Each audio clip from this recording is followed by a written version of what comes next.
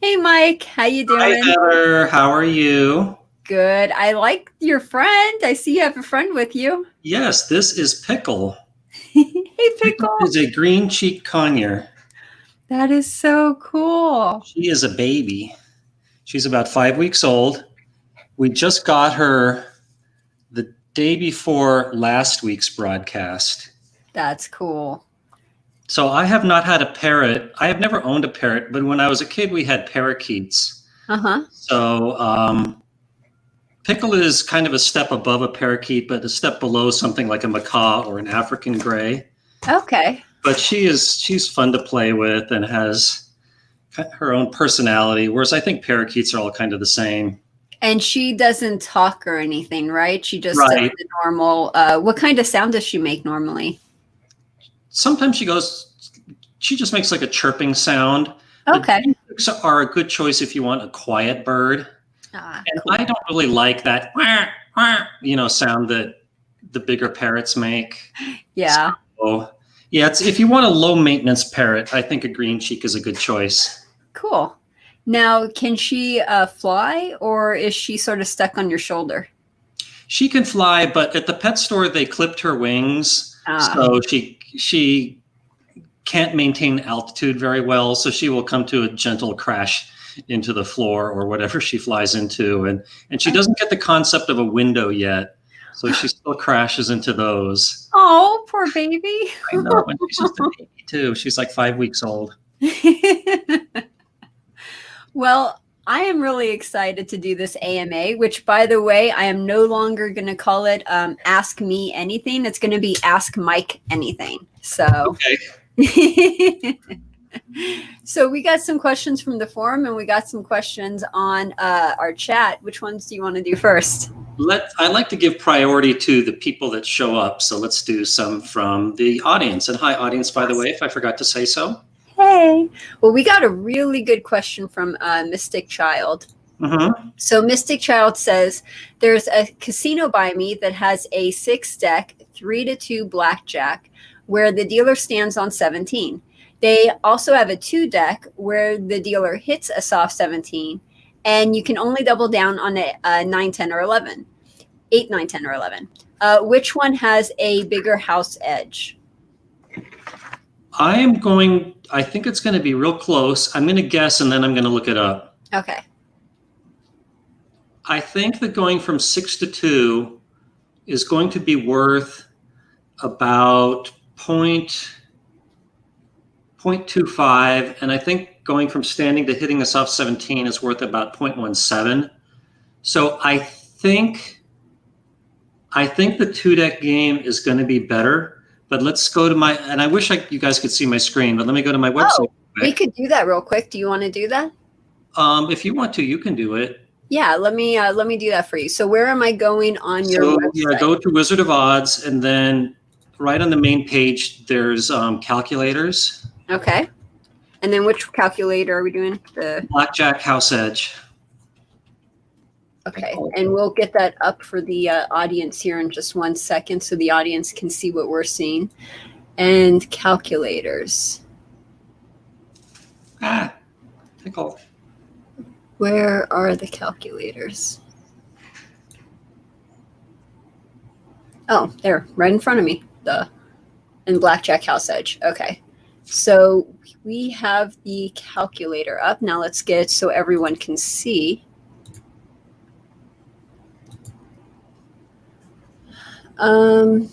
Give me 1 sec.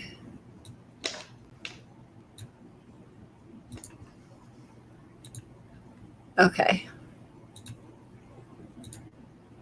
Here we go. Okay, and what would you like me to do? Where it says number of decks, first let's click 6. Mm-hmm. He said stands on soft 17. Let's just do double after a split both ways. Yeah, so I think that is good. Did he mention anything about surrender? No, he didn't say anything about surrender. None both ways. So you can see the basic strategy with a cut card is 0.43%. Mm-hmm. So now just change number of decks to 2. Okay. And then dealer hits soft 17 to hit. And hits soft 17. Okay. So that was so that's 0.45. What was it the other way again? 6 and stands. 6 and stands, it's 0.403. But if you do 2 and hits, then it's 0.379. And that's for the optimal results. Right. I'm looking at the basic strategy with the cut card. Oh, okay. So in that case, for 7 with 2. Do you want me to redo it?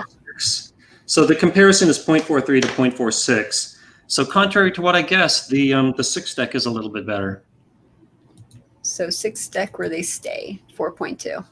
Okay. There you go.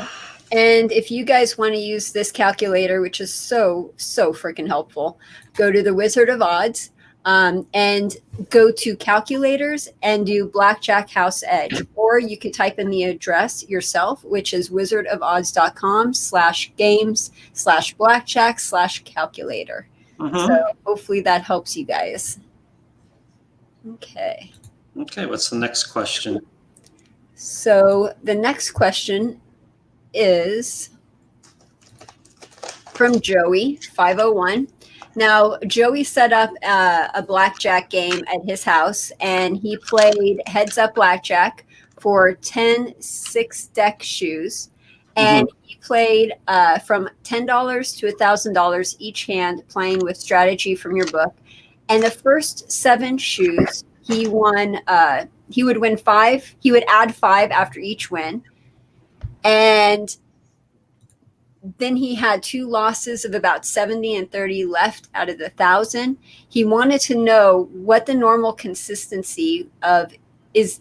He wants to know what the normal consistency is in blackjack. Like, is this normal? Is this not normal? He was practicing again with basic strategy. And just to re-show that, he played heads up blackjack for 10 6-deck shoes, played from 10 to 1,000 each hand, was playing with basic strategy from your book. And the first 7 cards, he won after each shoe, and then scratched that for 2 big losses of about 70 and 30 left out of 1,000. And he wanted to know if that was normal. This is the kind of thing I would, like to do some serious math on, and it's kind of involved, and I think it's, to be honest, the question I don't think will benefit anyone else. So can I re-ask the question? Please just ask me that through my forum or the Wizard of Odds, and I will address that in an Ask the Wizard question. But please be as specific as you can about the rules and the betting progression that you used and everything like that. Okay. And that's wizardofvegas.com, and you can sign up for the forum and ask your questions through there. Yeah, or you can go to Wizard of Odds and click contact and then question for the wizard, and it'll get to me that way. Okay, sounds good. So yeah, that's how, generally speaking, if you have a real specific question like that you don't think anyone else is going to benefit anyone else, that's probably the best way to ask it. Okay, cool. Next is, we have a couple comments in here. Someone wants to know where your pirate hat and eye patch is. I can't find it. I still want to see you as a pirate for Halloween. Well, if this beard gets long enough, I might be, an actual wizard. Might. You could be a sea captain. You could do the pirate thing with the beard and the sea captain. Okay, what is a pirate's favorite letter of the alphabet? R. No, it's not R. It's C. Nice. And Braden wants to know if you're ready to defend your Jeopardy title. Absolutely. Bring it on. And Heather, maybe you can remind the audience when I will be doing that. Yes. So on Vegas Aces, we do a Jeopardy live stream with trivia and questions and all sorts of stuff. And Mike is the returning champion. So he won our Jeopardy live stream last time. So he's coming back to defend his title. And that will be this upcoming Monday, I think it's like the 22nd. So Monday the 22nd at 1 p.m. Pacific Standard Time at the channel The Vegas Aces. So I'm looking forward to that. Yep, bring on your best competition. We will. One of your competitors says that he is totally going to smoke you. Okay. This is going to be so much fun. I love this. So our next question is from Rhodes. What do you know about tracking tiles in Pai Gow? Any good sources for learning it? Would you do it, or is it considered cheating? I've never thought about that. It would seem like the roll of the dice would defeat the purpose of that. And, so, yeah, I don't have any good answer to that. I've never even heard of that as an advantage play. Okay. Next question. Next question is from D'Angelo. What is the biggest bet you've won on craps? It would be really small because I don't really like craps. Mm-hmm. And, you know, contrary to popular belief, I'm not out there making really huge bets. I used to before I got backed off at most Vegas casinos, but then I was mainly a Pai Gow and video poker player. So, you know, I would say though in craps, I mean, I have played it sometimes and I like playing the don't. So, you know, sometimes when I hit a 7 and I had money on lots of different points, maybe I would have won $300 in one roll, but, you know, no big deal. What's the longest roll you've ever seen? Nothing that would, I don't even know. Everyone tells all these great stories about how somebody was shooting for 2 hours, but I've seen that. The great Vegas stories just never happened to me. Well, okay, so get a job as a casino dealer, and then you'll have so many casino stories you don't know what to do with. So moving on to our next question, let's take one from the forum. Odious Gambit has a question. Virginia will soon have casinos, and its state, just a second, Virginia will soon have casinos, and it's a state many people thought would never have them. What states do you think will continue to hold out for at least a few decades, or will there be any? Yeah, I meant to research this one before the show. Utah, I bet, will be the last. Hawaii, the only two states that have absolutely no gambling, including lotteries, are Utah and Hawaii. And yeah. Why Hawaii? You would have to ask someone in Hawaii, but I don't know. Maybe it's just such a fun place to live that, you know, why would you want to waste your time in a casino when you could be outdoors enjoying the great beauty there? That makes me want to go over there. But yeah, Utah would be the last. I bet some of the southern states will be really slow, like Alabama and Georgia. But then again, Mississippi has it all over the place, so it's hard to judge. Tennessee, I think, will be real slow, but yeah, there you go. Cool. We have another question from the forum, and this one is from Joe Dole. Any updates on the Wiki Play cheating scandal? I take it all sites with the same software should be suspect. Thank you for all you do. You're welcome. And there's been absolutely nothing on that front at all. I do agree that, how shall I put this? I'm still kind of early in my digging. This whole week I've done a lot of stuff with certified fair gaming. I've written a lot of scripts so that people can just easily verify a bet was fair. And you can check on what's new under Wizard of Odds and see a lot of this. I've been talking a lot about it at Wizard of Vegas. So this is something I'm definitely going to spend a lot of emphasis on in the near future. Now, somebody who owns some cryptocurrency casinos, he says that anybody can cheat anytime they want in that business, that it's easy to just flip a switch and do it. In the casino business? Yeah. What, like employees? Because it's certified fair. I could talk about this a long time, but just because a casino has, just because the casino, shall we say, will reveal the hash of their contribution to the next outcome, most players, I bet hardly any players actually bother to check that, because you have to jump through a lot of hoops to verify that outcome was fair.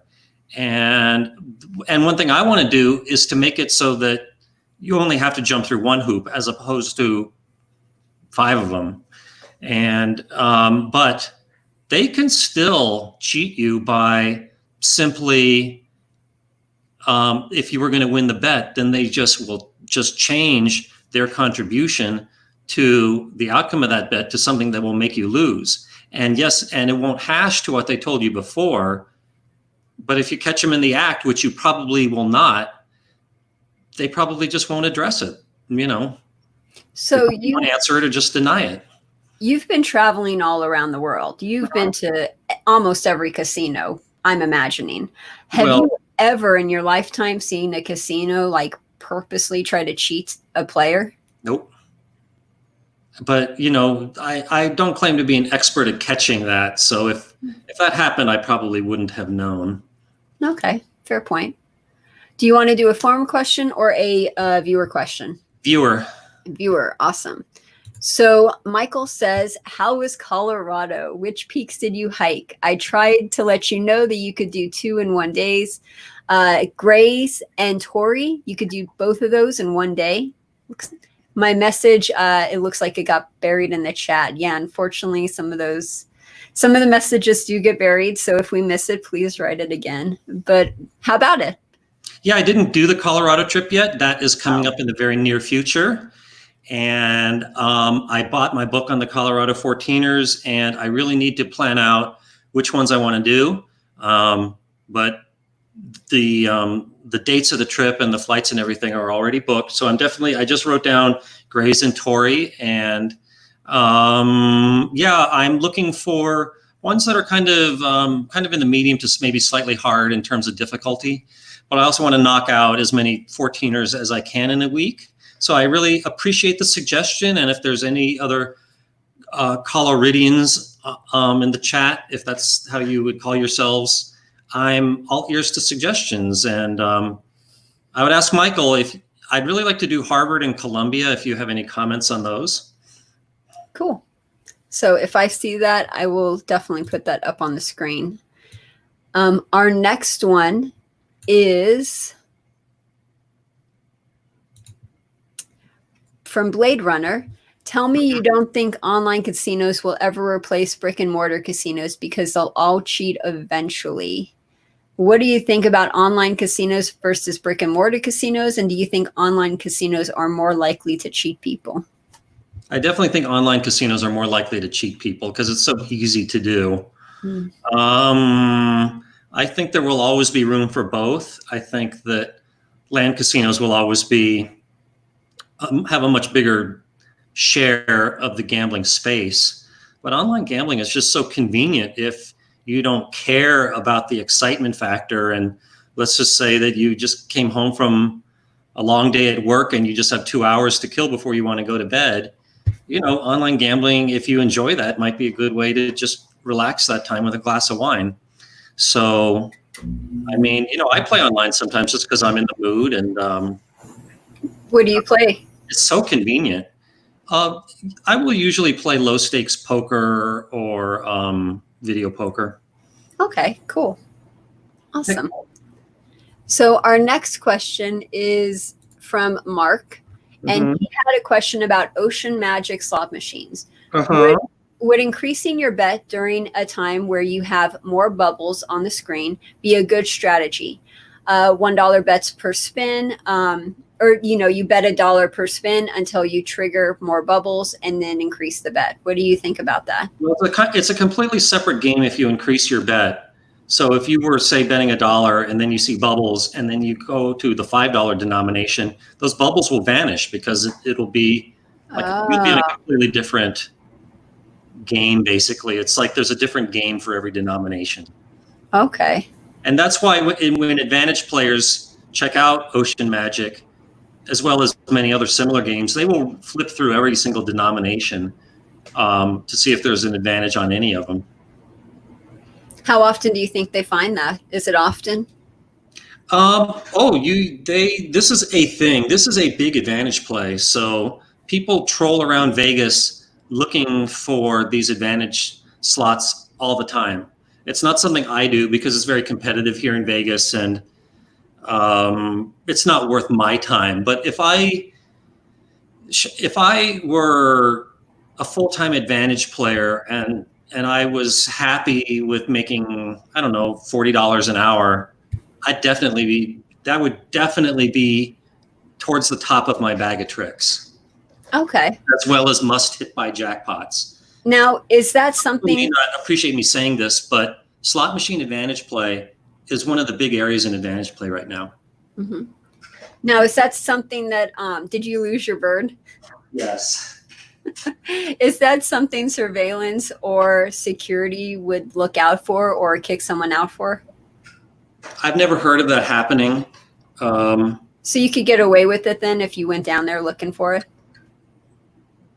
Yeah. I mean, I know people that do this for a living, and they make a living off of it. Sure. How much? I would say that the casino might get annoyed. Like let's say there's a must hit by jackpot and it's really high and a recreational player is on it. It's been very known to happen that advantage players will intimidate that player to leave. Wow. To take it over. And the casinos correctly don't like that. And I have known people who have been kicked out for doing that, as I would too if I ran a casino. But in terms of things like Ocean Magic and Golden Egypt, the casinos don't. That's probably extremely low on their list of things to worry about, because they're really just taking money from another player, not the casino. Okay. So let's go on to a question from a forum person. This is from Gillamere. Mm-hmm. So Gillamere says, due to cash being considered possibly tainted by virus, the Nevada Gaming Commission is now considering allowing players to use mobile devices to directly buy chips at the table. Mm-hmm. Do you think that this is the lesser of two evils as opposed to forcing players to walk up to an ATM, thus giving them time to consider how much money they're going to be putting at risk? Yeah, I am okay with buying chips at an ATM right at the table. The way I feel about things like that is if it's a mutually agreeable transaction, then and that's not hurting anyone else, then the government shouldn't say, no, you can't do that. So if a player has his ATM card in hand and he says, I want to make a withdrawal, certainly the casino's going to be fine with it. Yeah, by all means, live and let live and let him do it. I wonder if they're going to have to argument that maybe players, maybe it's enticing compulsive gamblers, but I am rather libertarian, and again, like I just said, if there is a economic transaction between two parties that's not hurting anyone else, I don't think government should stand in the way. Sounds good. Now, do you think if they do that, they're going to apply the same daily limits to that as they do to the ATM machines? I think that should be up to the banks and the casino. I think the casino is not going to complain if you let you take out as much money as you can. No, I mean, maybe the state might put limits on it. And I know that like bank ATMs, like at Bank of America, the most you can take out is 400, and it used to be 1,000. Maybe they lowered that because of crime. But yeah, I just say let the market figure that out. I just want to say real quick, as a casino dealer working on swing shift, you knew when 12 o'clock midnight hit because everyone was dashing to the ATM machine. Like, yes, now I could get more money. So our next question is also from the forum and also from Gillamere. Due to the virus, do you think it's time to banish chips and checks from casinos and switch to some kind of hand-free tech? No, I personally really like chips. Mm-hmm. And I think that's part of the gaming experience, is that touching of the poker chips. And so, no, I don't think that's going to go away. And if it were brought to any kind of a vote, I would be opposed to it. And furthermore, I think that it's kind of babying people too much. I think that people should be responsible enough to just wash their hands a lot.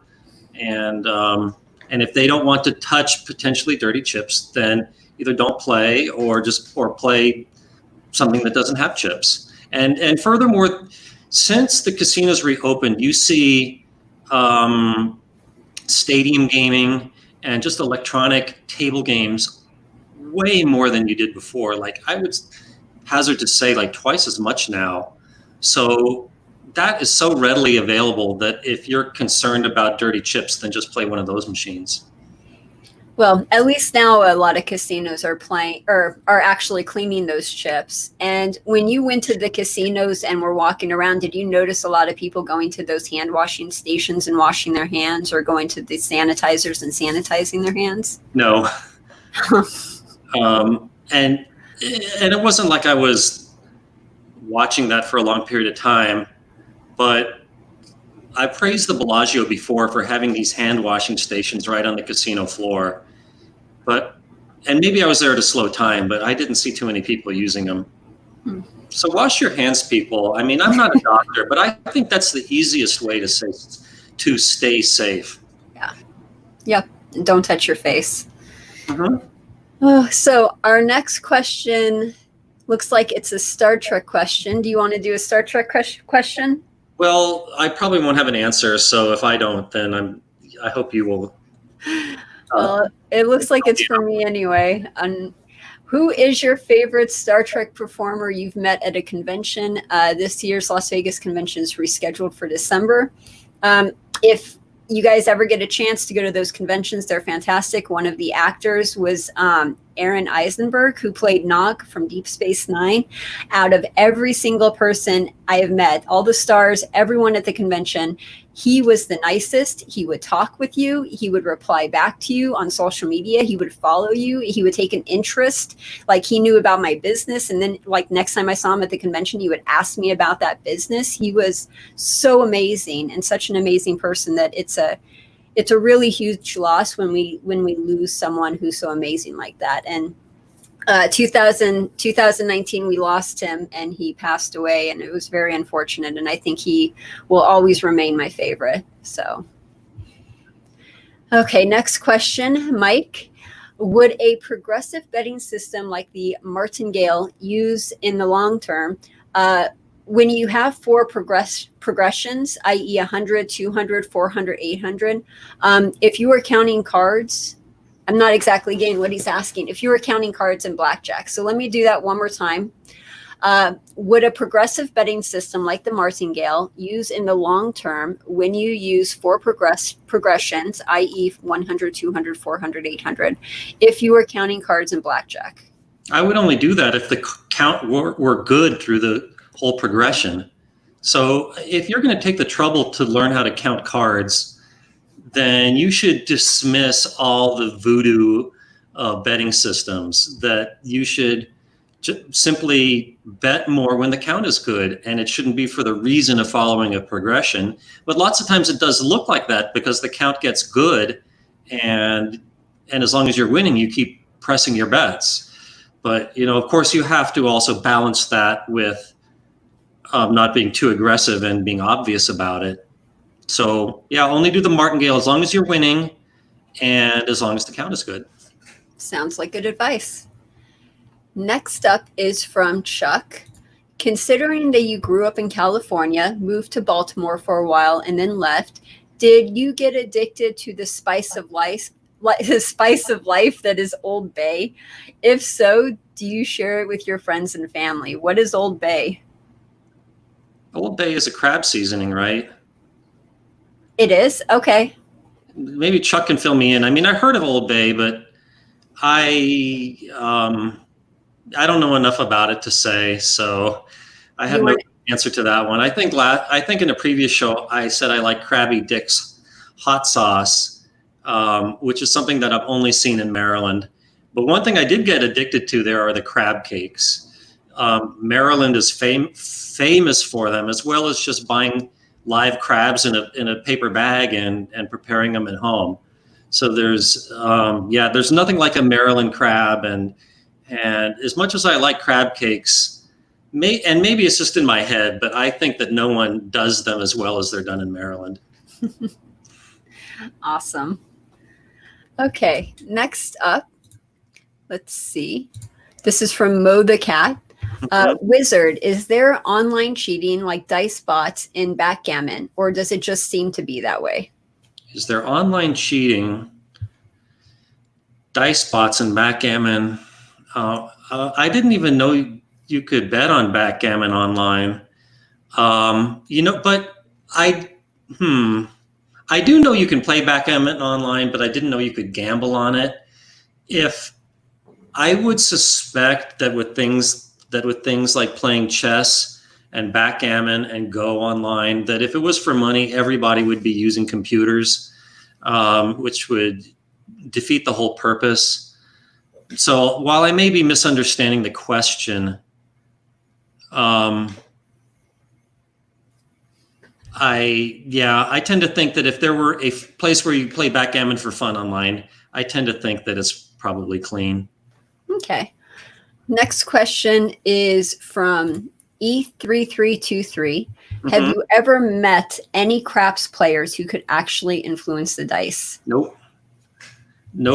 I would like to think I am the biggest skeptic of dice influence out there. I have been skeptical of it from day one, and I have yet to see any credible evidence that anyone can do it.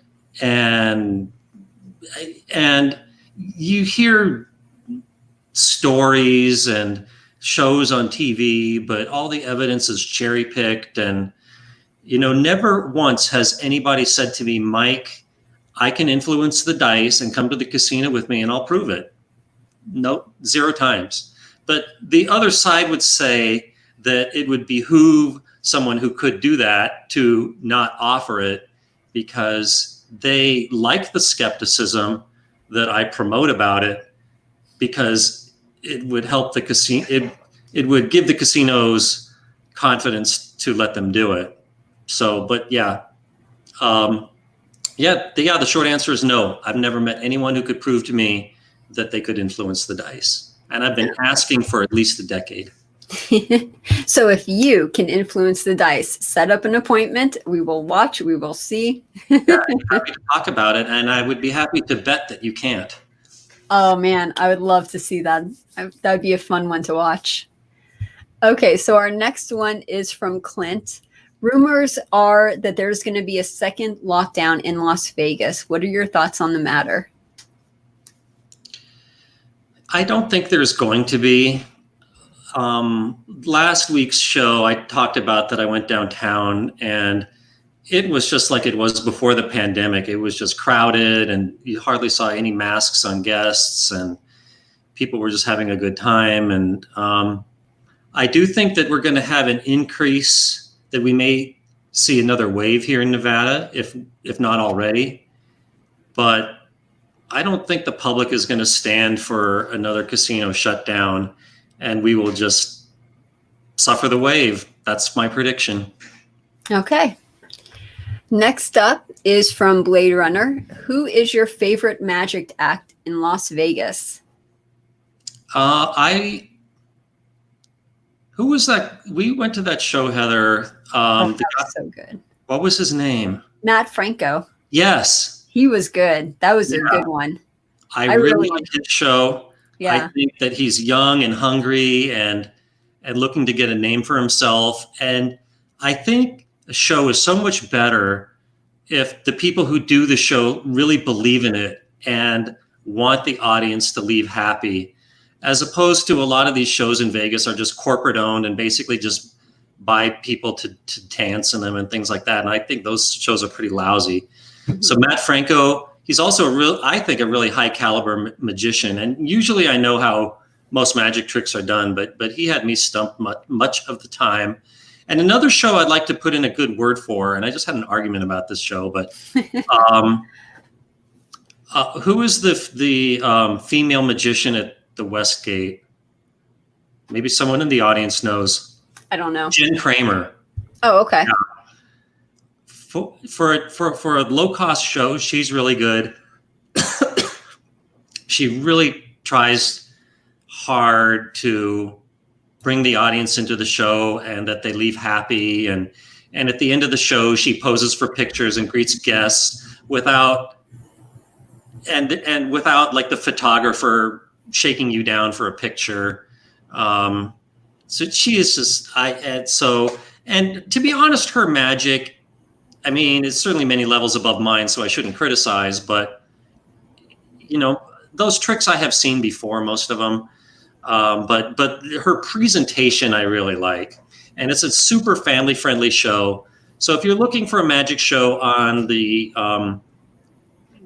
more economical side, I highly recommend it. Awesome. Sounds good. Now, next is from Joey. Do you know anything about darts? And if so, what do you think of the game? I play darts once in a while when I go to a bar, but I really don't know enough about it to have any good comments. Okay. So next up, do you think, and this is from Jamal, do you think that there is a scam for video streaming? Do casinos do videos? People find ways to do scams on just about anything. Yeah. In fact, I think there's a thread on my forum about, I don't know. Yeah, I'm sure there is, but I don't know enough about it to discuss it in depth. Okay. Next up is from Ramsey. I learned about cryptographic dice from Mike's forum. If you figured out a way to crack SHA 512, how you exploit the game to maximize profit before being found out. Oh, yeah. The way I would do it would be to play fairly, like 95% of the time, and then read and then decipher the hash, the other 5% to lock in a win. So it would look like I was just being lucky, and I would spread my action over as many places as possible.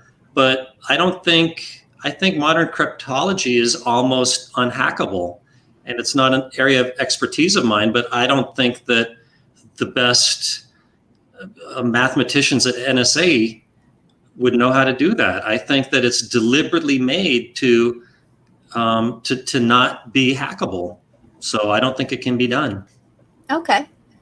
I wish I could, but it is what it is. Michael says that he lives in Las Vegas now. He used to live in the Rockies. He misses it. The whole state is incredibly beautiful. I agree with that. Mystic Child, do you have a favorite heavy metal band? And if so, which band is your favorite? Mine is Powerwolf. Let me think. I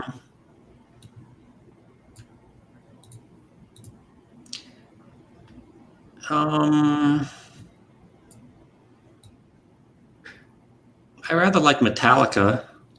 Mm-hmm.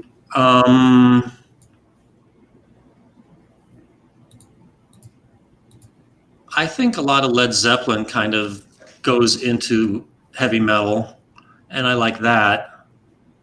But to be perfectly honest with you, do I listen to a lot of heavy metal at this age? No. My tastes have gotten a little bit softer. Okay. Yeah, so that's about the best I can do with that one off the top of my head. I hope you don't mind if I add my 2 cents to it. I love heavy metal. Blue Oyster Cult, if you call them heavy metal. Some heavy metal ones that I like are Ailstorm, Black Sails at Midnight, Metallica, of course, Sirenia, Sirenia. That's really good. Also, Cradle of Filth is pretty good. And so is, I can't pronounce it, but it's Eluveitie.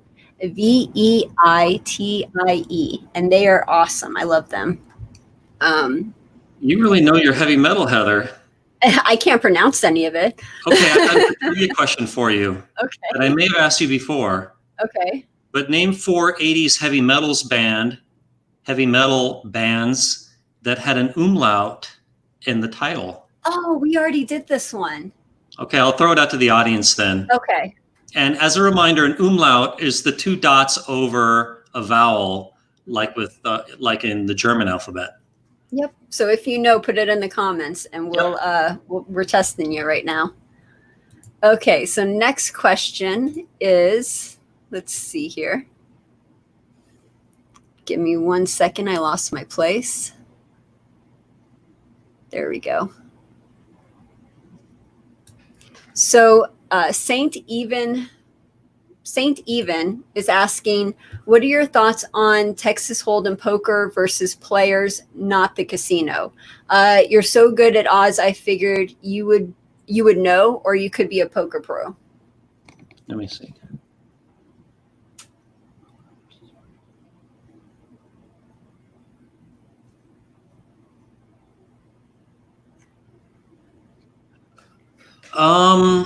So I interpret the question to be just my thoughts on Texas Hold'em in general.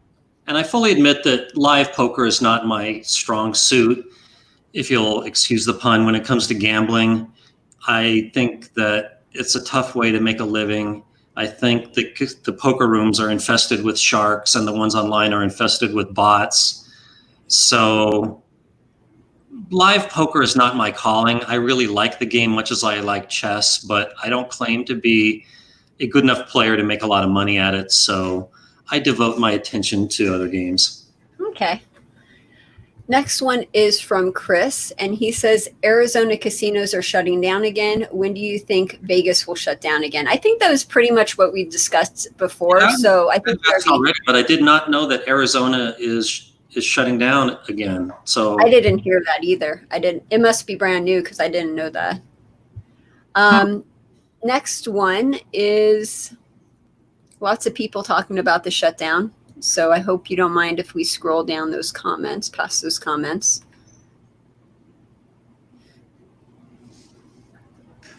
You guys have a lot of comments. So I got a question for you. Uh-huh. Do you think the stadium games are going to be more popular after this, or do you think people are going to be so tired of seeing more stadium games that no one's going to ever play it again? No, I think that they're here to stay. You do? The casinos have been, before the pandemic, have been trying to ease us onto those because it's kind of obvious that they have to pay little or no labor costs to them, and I think that the pandemic, while during the shutdown, was a great excuse for them to use the time to install stadium gaming. Like, I just came from the Red Rock just today for lunch, and they have so much stadium gaming there now, and yeah, I think, like I said, I know that not everyone likes it, but I think that is here to stay. Yeah. And I think live table games are going to slowly go the way of the dodo bird. The live casinos, you mean? The live table games with a live dealer. You think so, really? I think it's going to take a long time, but I think that in a generation, the amount of casino space devoted to human dealt casino games will go down by about 50%. Wow, that would be incredible then, because that's already, what is it for like a normal casino? It's about 100 tables or something in Las Vegas on the Strip. Well, I would say that the percentage of casino space devoted to human dealt table games, I would say that right now it's probably about 1/3. And where it used to be like 60%. I mean, back in the 50s, it was probably 90%. And, per square foot, slots simply make more revenue, and casinos kind of suffer the table games, for the sake of variety and because, a casino doesn't seem complete without live table games. Like I've been in states that were slots only, and their casinos are so boring. They're just so quiet and dull. The table games add excitement to a casino, even if you're not playing them. That's also because everyone who plays slots, I'm sorry, are old. But maybe I shouldn't have said that they're going to go the way of the dodo bird, because it implies they're going to go extinct. But I think that that decline is going to keep going until they get down to about 20% of floor space. So when do you think all of this change is going to happen? In the next 10 years, 20 years, 100 years? It's going to be a slow thing for the next 20 years, I'd say. Okay. So let's get back to questions from the peanut gallery. Next question is from Chris. And he says, do you miss the days when casinos had their own custom playing cards with unique ace of spades and court cards? No one's ever asked me that one before. I know the New York has their special cards that have apples instead of hearts, I believe. That was so long ago that I barely remember. So, I mean, as much as I would like, I like the idea. I'm just used to the way things are now. Okay. Okay, cool. Let's see. Next up is fun and games. What is the highest no game you would play? What is the highest no game you would play? What is meant by no? Do you know, Heather? I figured they were talking about the don'ts. But it implies that there's a choice of games to choose from. And in that case, fun and games, do us a favor and elaborate on that a little bit. Send us another question and elaborate. Yeah, I don't get the question. Next up is, let's see here. And if I missed your question, please rewrite it, just because sometimes that happens. Shimmering Pilgrim says, is the monorail useful for getting from casino to casino on the Strip, and is it safe? Yeah, I like the monorail. The big disadvantage is that the entrance is way in the back. For example, at the MGM Grand, to get from Tropicana Boulevard to the entrance of the monorail is going to entail like 15 minutes of walking. And if you wanted to go a short distance, like say the MGM Grand to Bally's, I would probably just walk it. But the monorail is especially useful if you need to go to the convention center or the Westgate or the Sahara. Did I already say that? But just among all the South stops, I would say it's probably not worth the bother and expense. But as far as I can tell, it's safe. Like, you see a lot of guards and there are cameras everywhere. So I wouldn't let that bother you. How much is it per ride? I think for locals it's $1, and for non-locals it's kind of high, like $5. I think it's $10. Because I remember going down there thinking I had to pay $10, and I ended up walking instead. If I knew it was $1, I so would have taken the monorail. Yeah, but the bad thing is they don't always have someone available to sell the tickets at the local prices. You need a human being to physically be in the booth. Yeah. Did you hear about the new subway system they're talking about building here? Yeah. That's going to be interesting. Well, I will believe it when I see it, much like the bullet train to LA. They're supposed to be working on that too. I guess they I heard something about them starting that as well. I've lost hope on that. I'm still hoping. I want that. I would love that. Oh my God, that would be so awesome.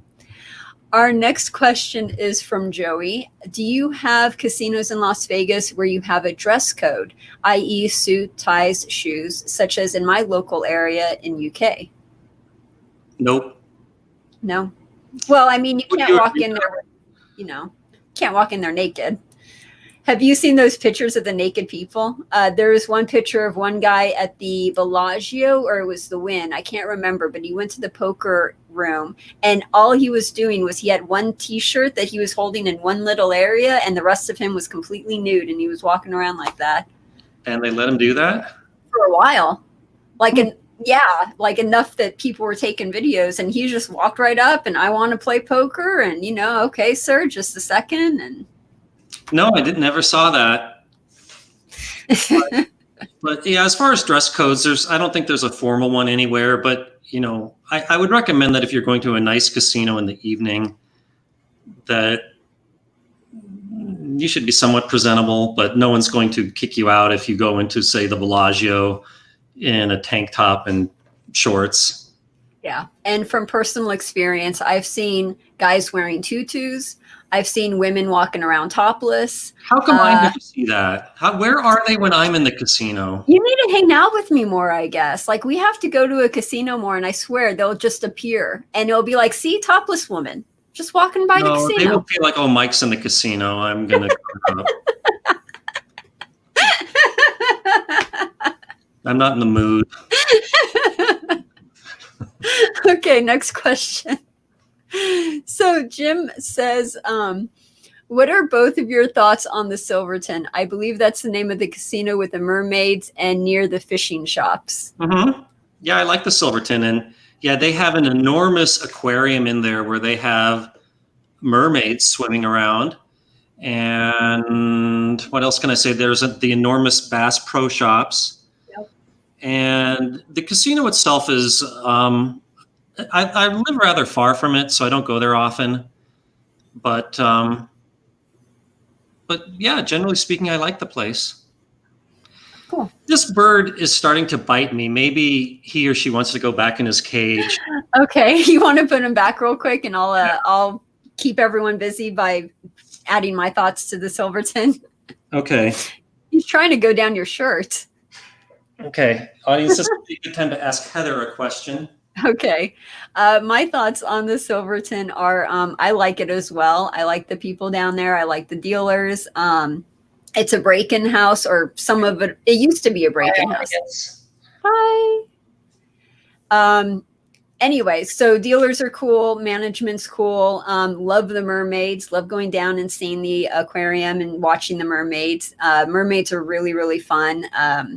Watching them swim and saying hi to you and everything. And then the bass shop, I think it's the biggest bass shop, I don't know, in America, or it's supposed to be the biggest one ever somewhere. But that's fun to walk around because they have a lot of interesting things to see. Like they have they have waterfalls in there. They have like these fake trees in there. They have stuffed animals in there. It's 2 levels. It's pretty interesting. They also at the Silverton have it's like this really old trailer, and they cut the trailer like in half, and you go into this trailer, and they made it into a bowling alley. And it's a really interesting bowling alley, and it has like a blackjack theme to it.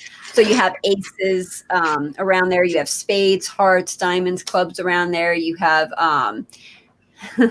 don't fall. Keep going. Don't fall, please. Oh man, you scared me doing that. What's the picture of? You may remember this one, Heather. This is going back to the Star Trek question. Yes. Here's my favorite character, and Heather got this autographed for me. Oh, that was cool. 7 of 9. What's her name again? Like 2x4? No, 7 of 9. 7 of 9. Jerry Ryan. Yep. She's one of the best. And she's half human, half robot, right? Something like she's that. a Borg. Yeah. Yeah.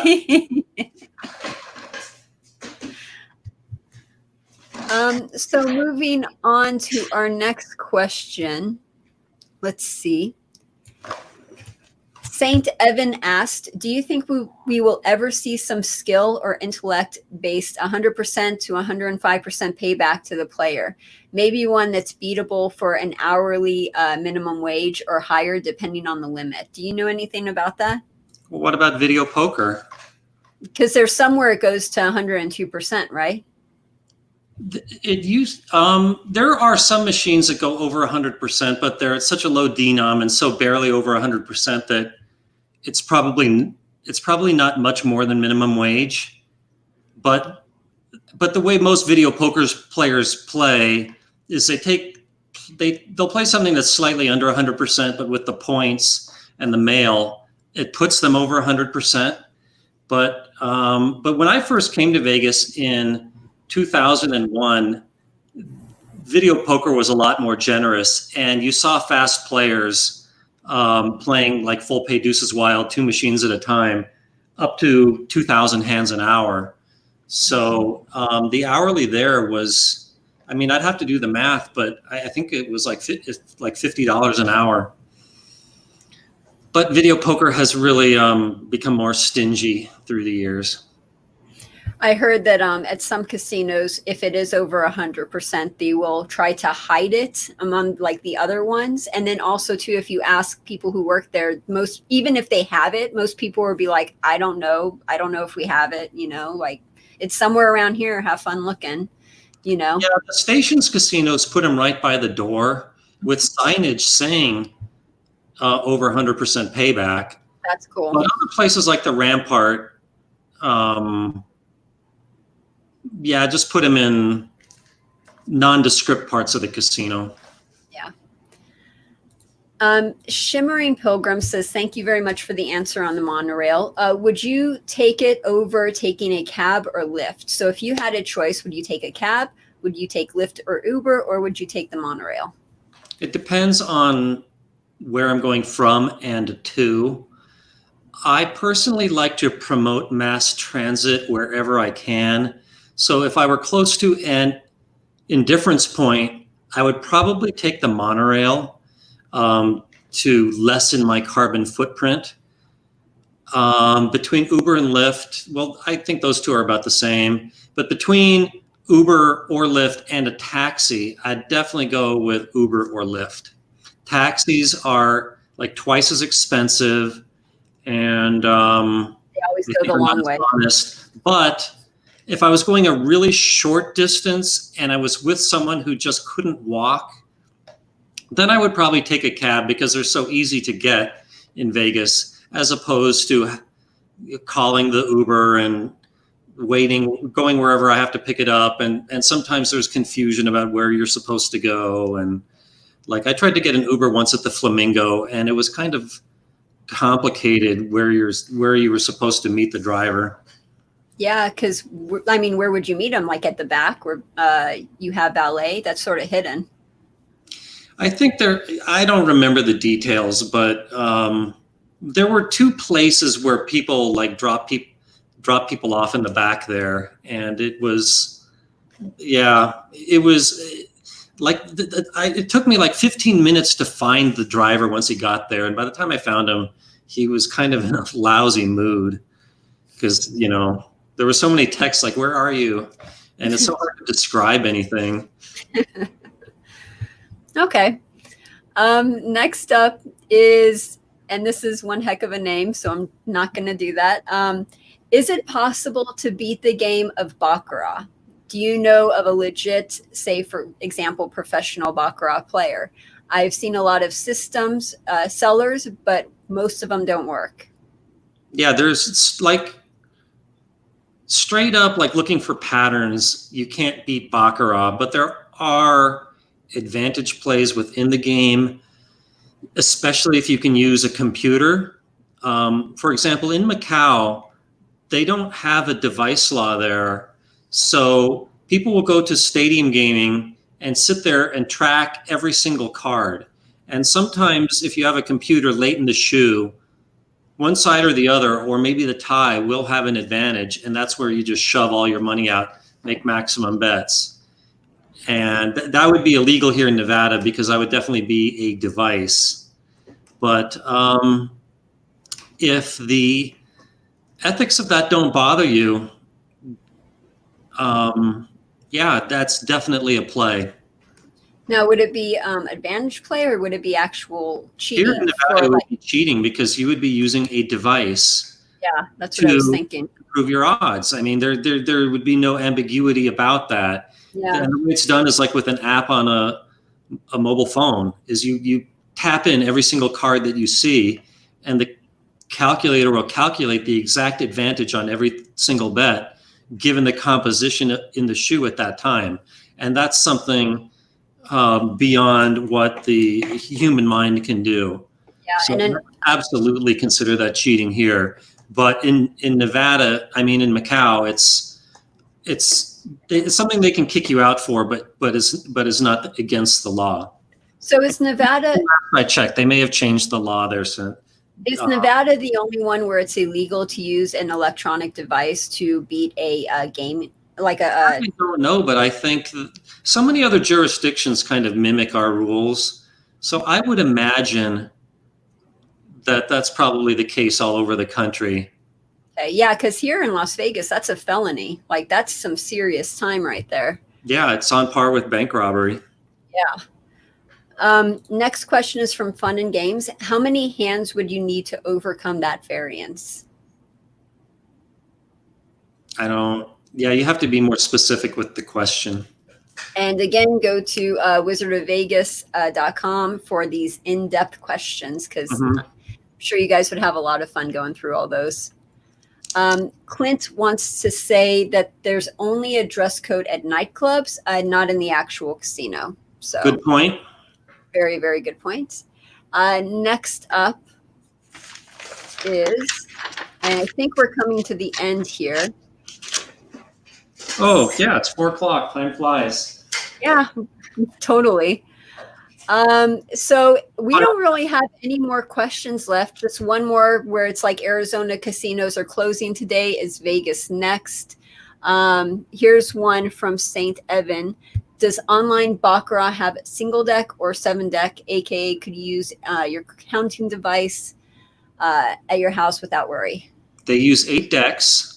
And it would be so easy to use a counting device against an online casino. But I think they shuffle after every hand. Okay. And if not, I'm sure that the penetration is only like 50%, which would defeat the benefit of using the computer. Yeah. Good point. And that was our last question for today. Okay, well, thanks, audience, for participating. Thanks, Heather, as always, for setting all this up. My pleasure. Always so much fun to talk with you and answer these questions with you and everything. The pleasure is all mine.